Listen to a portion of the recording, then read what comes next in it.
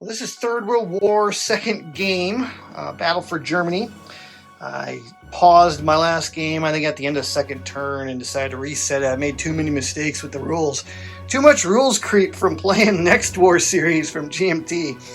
But got it reset, played a couple turns here. We were having a bit of a different outcome. The air war hasn't gone quite as favorably for the Soviets as the last time, although they've done reasonably well. I would call it maybe a slight tilt toward NATO because the pact has not put quite the hurt on the NATO airfields. NATO's gotten pretty lucky with some AA rolls and so forth up in the Western Europe sector. Now in the southwestern sector, things have gone terrible for NATO. There's only one Su-24 that can strike the air bases in the southwest sector, and they're going to roll 3 dice against the airfields, and they rolled 2 6s and a 5, which is about as horrible. I mean, it's not the most horrible would be 3 6s, but that was pretty bad. So it really hurt the air power down here. So we've had to transfer some aircraft this term. The other thing I think it's helped maybe, well, I don't know. I feel like the weather has impacted the game, but it's hard to say who it's favored, if anyone. I feel like it's nerfing NATO's air war more than it's hurting the Warsaw Pact. But there's not been a lot of close air support just because of the cloudy weather and the lack of all-weather aircraft to support those kinds of missions. Something else I'm doing, I've never tried this. I invaded Austria with the Warsaw Pact. My goal was to blitz and take Vienna, that city whose name escapes me in this one. Just take it all right away, first turn. I know I'm probably not going to get there in time, but my goal was to tie down Italians from showing up at critical sectors here. But the downside is the troops that last time I sent to the southern Czechoslovakia sector that caused a big breakthrough down there, well, they're now stuck in Austria. And at the end of, or the start of this most recent turn 2, NATO, the Yugoslavians joined NATO, and they entered the fray, took almost all of the cities of Hungary except for Budapest.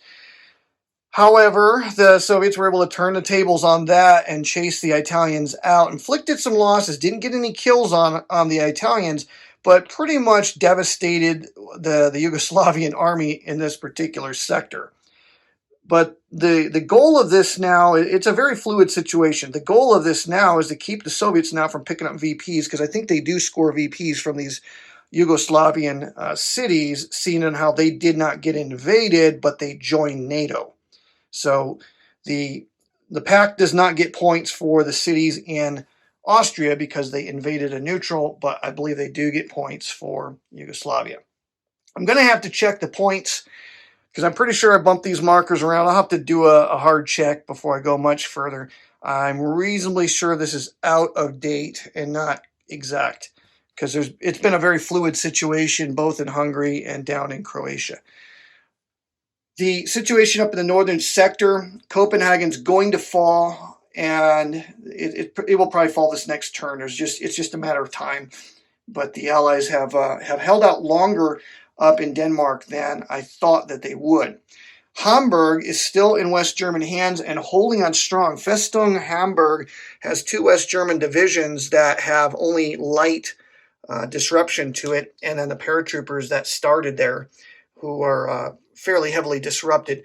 My intention right now is merely with the Warsaw Pact to blockade and mask the fortress and use aerial strikes to try to inflict disruptions on those NATO units there before trying a full-out attack. So I moved past it up to the line of I don't think that's not the Weser, I can't remember which river that is, but up to the line of that particular river and then just over across it. But you can kind of feel the Warsaw Pact offensive losing steam, and it's facing much tighter opposition.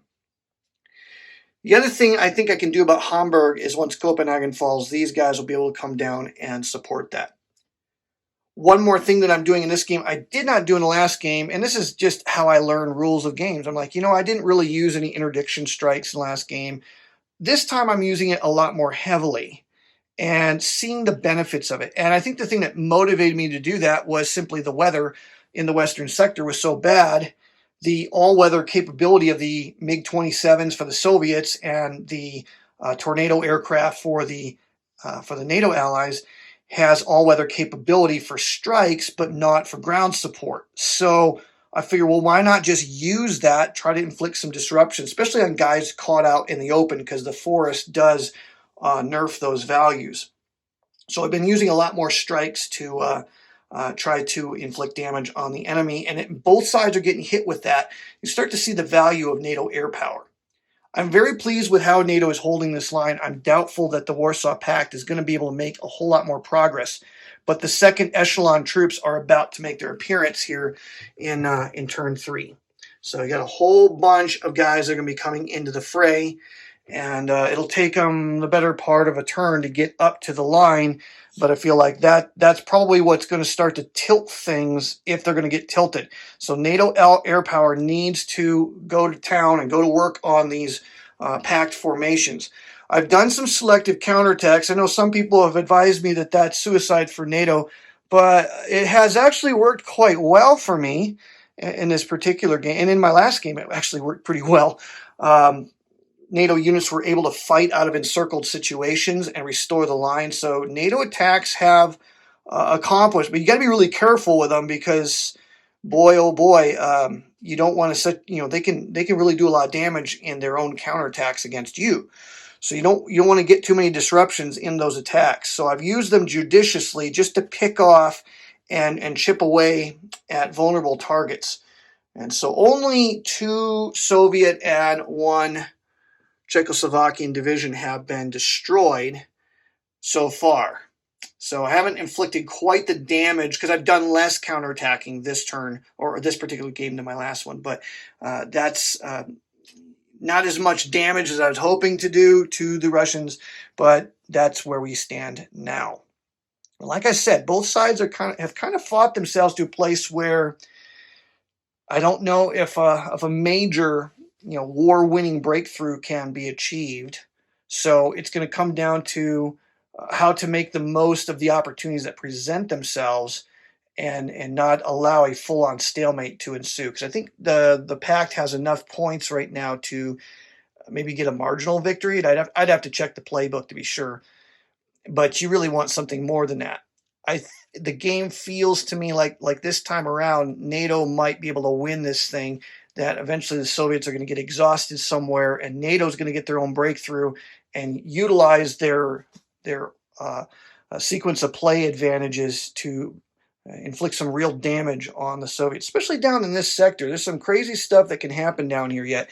I pulled the Italians back to Slovenia. We're just kind of holding a line. I was able to get the damage boys back to the coast far enough back that I feel like a breakthrough is not going to prevent them from recovering disruption. So I'm trying to use the NATO advantages in their sequence of play to get rid of disruptions off of guys and basically interchange them in and out in relays. You can't do that quite as effectively with the Soviets for lots of reasons, not the least of which is once you get disrupted, you can't get rid of one disruption. So you're always going to have that status. So that is the situation, Third World War. Really enjoying the game. I'm not going to be able to do any videos or anything for a while. I'm going to be heading over to helping out with a tour to Israel here. And so I'm actually supposed to be heading over there today. But we're going to have some fun, check out some tanks up on the Golan Heights, as well as check out biblical sites. So I will do some videos maybe when I get back. I'll try to do some videos when I get to Masada, because we're going to check out some Roman forts there. And there's some military history alongside of the biblical history that I'm over there for.